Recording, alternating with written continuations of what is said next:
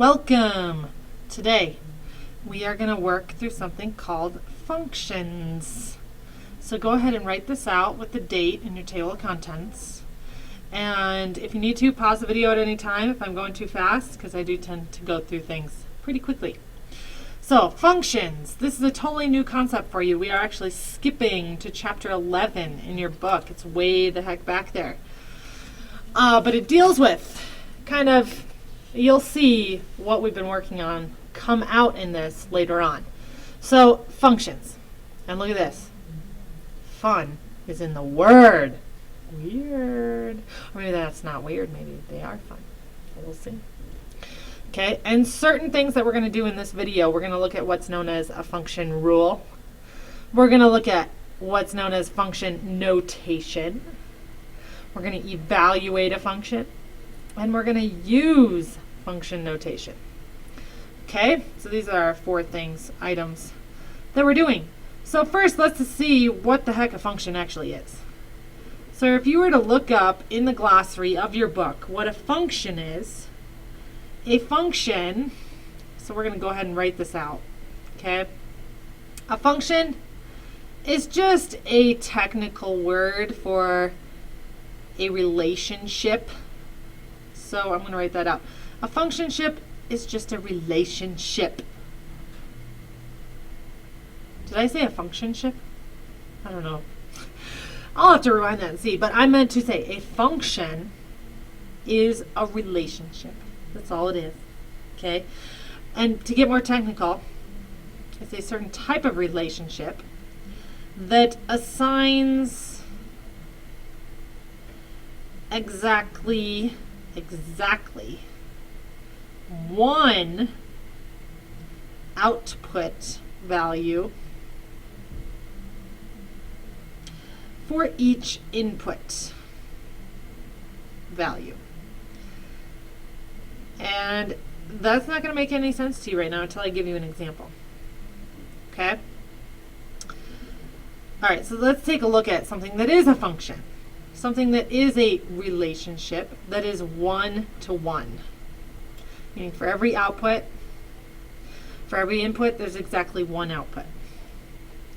So, for example, most people have jobs. And your income, how much you make,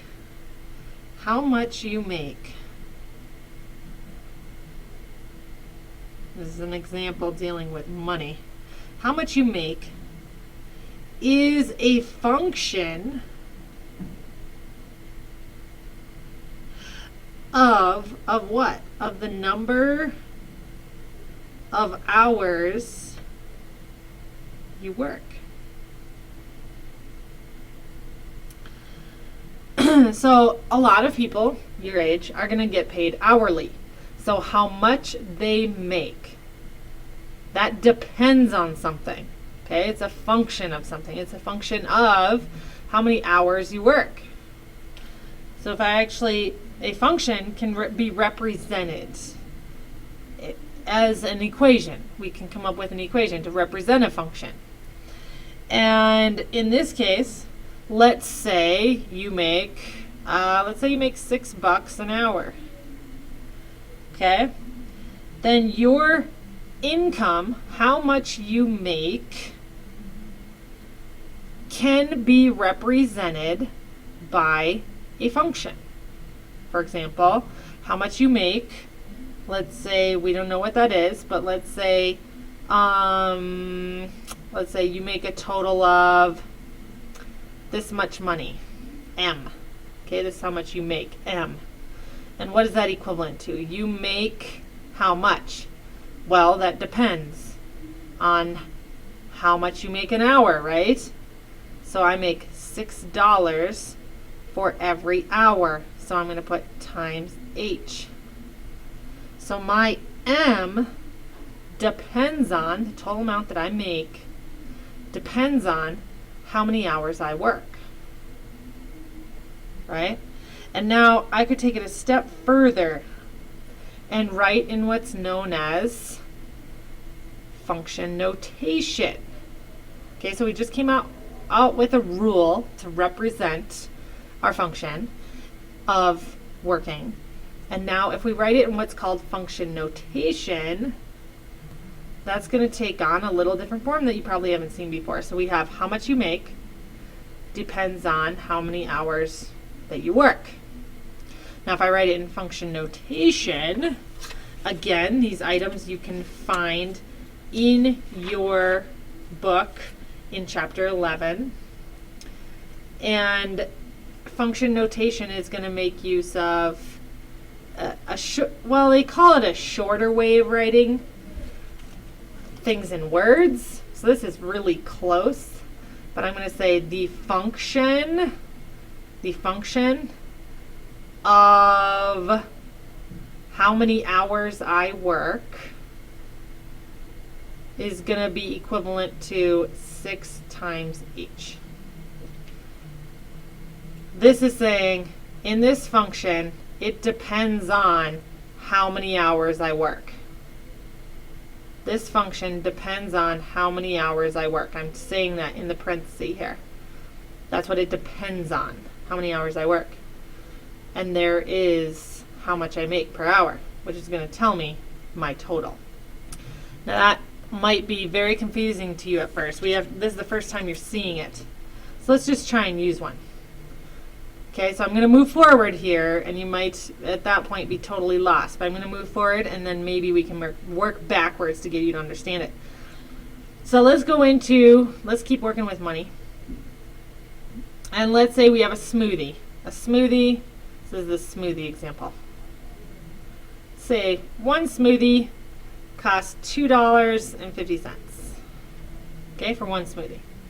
Use the function rule, T of S equals 2.5S. To do what? To find the total.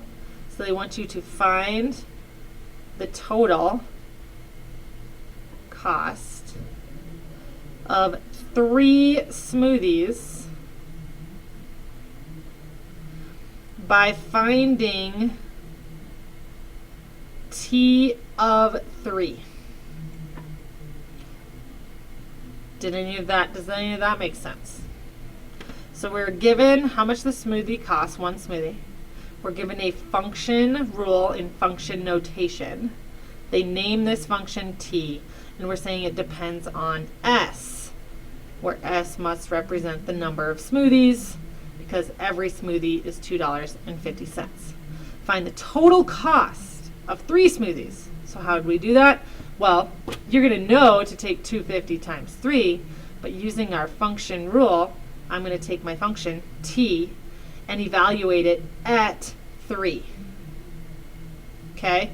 So it's going to look like this, to be technical. T of 3 equals 2.5, not times S anymore, because now we are saying S is 3. So we're going to say 2.5 times 3. So I'm going to keep going and say T of 3. Our function T at 3 is what? 7.5. But in money, that's going to be $7.50 for 3 smoothies. Okay, if I gave you if we take it up just a notch further, and I just give you a function rule with no words with it. So I have a function named f that depends on x that is equal to negative 4x plus 12. And I say evaluate it, find the following. Find this function at negative 7. I want to know what it equals. And then I want the function at 3. Could you give me either one of those answers? So I'll ask for those in the quiz, and you can submit what you got. Okay, one other example here, and this is actually using function notation. So let's call this one aquariums. We're at the zoo. We're looking at fish. Suppose you go to, oh no, we're not at the zoo. We're at a pet store. And you actually buy several fish for $2 each. Okay, so that's important. $2 each for each fish. How many do you buy? You buy several. Use function notation to show the relationship. Okay, there's a relationship happening. A relationship between the total cost and the number of fish you buy. So we have, let's buy. You have a relationship happening between the total cost and the number of fish you buy. What depends on what? Well, the total cost depends on the number of fish that you buy. So I'm going to write it in words first, my function. I'm going to say the total cost is a relationship, right, with and depends on how many fish I buy. So I'm going to say it's $2 for every fish that I buy. So let's just say this is X. And X is going to represent what? The number of fish I buy. Okay? All right, now can I take it a step further in function notation? So I'm going to name the function now. I'm just going to name it, let's just go with f. This function, f, of the number of fish that I buy. So my function depends on what? Depends on x. It depends on how many fish that I buy. And that total cost is going to be 2 times x. So my function, which depends on x, is equivalent to 2 times x. And that is that situation written in function notation. And if I took it one step further, final thing here, and I said evaluate this function for f at 6, what does that mean in this situation? That this person bought 6 fish and we want to know the total price of that 6 fish.